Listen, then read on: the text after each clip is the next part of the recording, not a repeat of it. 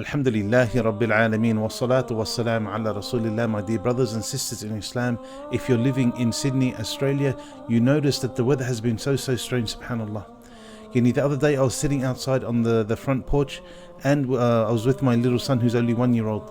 It was very hot, so I sat outside, I was sitting with him, and I noticed in the horizon clouds coming towards us, subhanAllah, and a strong wind was pushing the clouds, and there was thunder and lightning and all these sort of things, subhanAllah.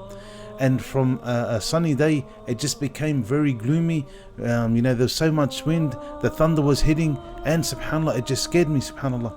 Just sitting there watching this reminded me of the Day of Judgment, subhanAllah. So it's something like this, and on that day, subhanAllah, so many trees in the area, branches came down, trees were uplifted, the roots came out of the ground and whatnot. Just look at how Allah subhanahu wa ta'ala has the ability to do what He wants. So could you just imagine the Day of Judgment? The Day of Judgment popped into my head, thinking, imagine if I'm scared today, seeing everything happening around me, just imagine how scared we're going to be on that day, subhanAllah. Allah subhanahu wa ta'ala has given us many reminders in the Quran about the Day of Judgment, subhanAllah. Allah subhanahu wa ta'ala has actually mentioned in the Quran in Surah Abasa, where He states, فَإِذَا جَاءَتِ الصَّاخَّةُ, then where there comes a sakha, and the sakha, my dear brothers, is the second blowing of the trumpet, subhanAllah. So what's going to happen on this day? How are you going to feel on this day? How is every individual, every human going to feel on that day? Allah subhanahu wa ta'ala goes on and says, يَوْمَ يَفِرُّ الْمَرْءُ مِنْ أَخِيهِ, that day man shall flee away from his brother. Subhanallah. Generally you're very close to your brother. Yes, you're very close. You can open up to him, you can speak to him, but on that day you're going to run away from everyone, subhanAllah. And Allah subhanahu wa ta'ala goes on and says, وَأُمِّهِ وَأَبِيهِ, and from his mother and his father. Who's the most caring person to you? It's your mother. And then your father, subhanAllah. So even when you see them, you're not even going to think about them, you're going to run away.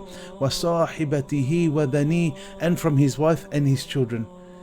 For a man, for a husband, the person that he finds comfort in this dunya is his wife. When you get married, you move on, you open up to her, you share your secrets with her, she comforts you, yes, you move away. And also for this man in this world, he looks after whom? His children. He loves them, he cares for them, he spends on them, he protects them. But on that day you're going to run away from them, subhanAllah. So what kind of day is this? Just imagine this day that you're going to run away from everyone that you know. You're not thinking about anything. And Allah subhanahu wa ta'ala goes on and states in the Quran, لِكُلِّ امْرِئٍ مِّنْهُمْ يَوْمَئِذٍ شَأْنٌ يُغْنِيهِ, every man that day will have enough to make him careless of others. So on that day you're not thinking about anyone. You're not thinking about your brother. You're not thinking about your wife. You're not thinking about how much money you have.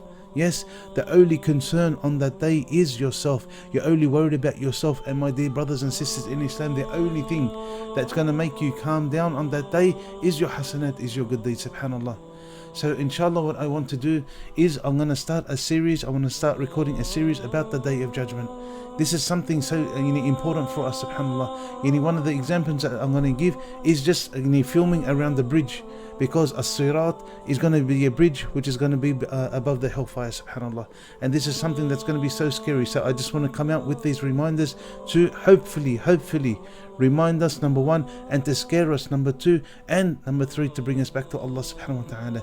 We have to remember that Allah subhanahu wa ta'ala has brought down this Quran not for us just to listen to it as a melody, yes, to be taken away with the its voice and whatnot, subhanAllah.